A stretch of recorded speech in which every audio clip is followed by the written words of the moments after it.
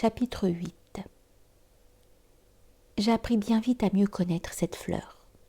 Il y avait toujours eu sur la planète du Petit Prince des fleurs très simples, ornées d'un seul rang de pétales, et qui ne tenaient point de place, et qui ne dérangeaient personne. Elles apparaissaient un matin dans l'herbe, et puis elles s'éteignaient le soir.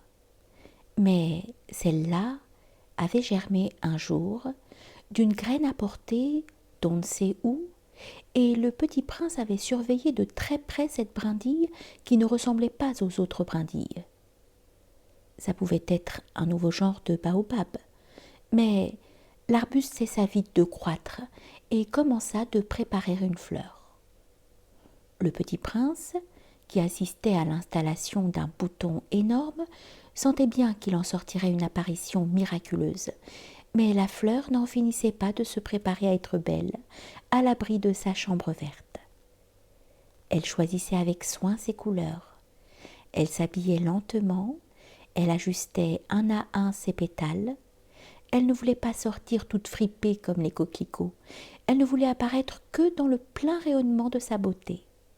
Eh oui, elle était très coquette. Sa toilette mystérieuse avait donc duré des jours et des jours. Et puis voici qu'un matin, justement à l'heure du lever du soleil, elle s'était montrée. Et elle qui avait travaillé avec tant de précision, dit en bâillant « Ah, je me réveille à peine. Je vous demande pardon. Je suis encore toute décoiffée. » Le Petit Prince alors ne put contenir son admiration.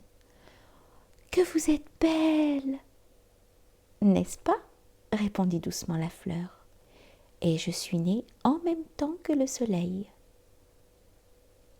Le Petit Prince devina bien qu'elle n'était pas trop modeste, mais elle était si émouvante. « C'est l'heure, je crois, du petit déjeuner, » avait-elle bientôt ajouté. « Auriez-vous la bonté de penser à moi ?» Et le Petit Prince, tout confus, ayant été chercher un arrosoir d'eau fraîche, avait servi la fleur. Ainsi l'avait-elle bien vite tourmentée par sa vanité un peu ombrageuse. Un jour, par exemple, parlant de ses 4 épines, elle avait dit au Petit Prince « Ils peuvent venir, les tigres, avec leurs griffes. »« Il n'y a pas de tigres sur ma planète, » avait objecté le Petit Prince. « Et puis, les tigres ne mangent pas l'herbe. »« Je ne suis pas une herbe, » avait doucement répondu la fleur. « Pardonnez-moi. Je ne crains rien des tigres, mais j'ai horreur des courants d'air. Vous n'auriez pas un paravent ? » Horreur des courants d'air ? Ce n'est pas de chance pour une plante, avait remarqué le Petit Prince. Cette fleur est bien compliquée. Le soir, vous me mettrez sous globe. Il fait très froid chez vous. C'est mal installé. Là d'où je viens... Mais elle s'était interrompue. Elle était venue sous forme de graine. Elle n'avait rien pu connaître des autres mondes. Humiliée de s'être laissée surprendre à préparer un mensonge aussi naïf, elle avait toussé 2 ou 3 fois pour mettre le Petit Prince dans son tort.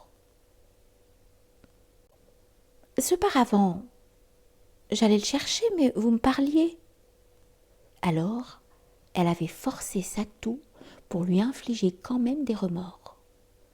Ainsi le Petit Prince, malgré la bonne volonté de son amour, avait vite douté d'elle. Il avait pris au sérieux des mots sans importance et était devenu très malheureux. « J'aurais dû ne pas l'écouter, » me confia-t-il un jour. « Il ne faut jamais écouter les fleurs. Il faut les regarder et les respirer. La mienne embaumait ma planète, mais je ne savais pas m'en réjouir. Cette histoire de griffes qui m'avait tellement agacée eût dû m'attendrir. » Il me confia encore. « Je n'ai alors rien su comprendre. J'aurais dû la juger sur les actes et non sur les mots. Elle m'embaumait et m'éclairait. Je n'aurais jamais dû m'enfuir. J'aurais dû deviner sa tendresse derrière ses pauvres ruses. Les fleurs sont si contradictoires. Mais j'étais trop jeune pour savoir l'aimer.